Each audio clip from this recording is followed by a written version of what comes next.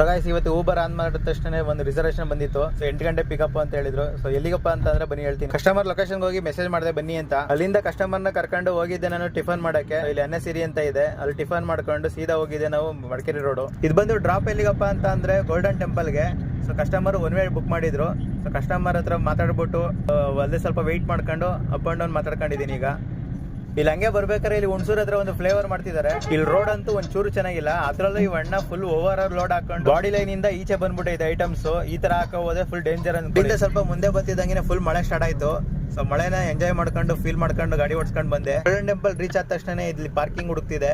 So ಇಲ್ಲಿ ಒಳಗಡೆನೆ ಬಿಟ್ರು. ಒಳಗಡೆ ಬಂದು ಪಾರ್ಕಿಂಗ್ ಮಾಡ್ಬಿಟ್ಟು ನೋಡೋದು ವೆಯ್ಟ್ ಮಾಡ್ತೀನಿ ಕಸ್ಟಮರ್ಗೆ. ಸರಿ ಕಸ್ಟಮರ್ ಬರೋ ತನಕ ಇನ್ನೇನ್ ಮಾಡಕ್ ಆಗಲ್ಲ ಅಂದ್ಬಿಟ್ಟು ಗಾಡಿ ಪಾರ್ಕ್ ಮಾಡ್ಬಿಟ್ಟು ಒಳಗಡೆ ಹೋಗೋಣ ಅಂತ ಅನ್ಕೊಂಡಿದೀನಿ. 5 minutes later. So guys customer ಬರೋ ಗಂಟೆ ನಾನು ಗೋಲ್ಡನ್ ಟೆಂಪಲ್ ನೋಡೋಣ ಅಂತ ಒಳಗೆ ಬಂದೆ. ತುಂಬ ಪೀಸ್ ಆಗಿದೆ.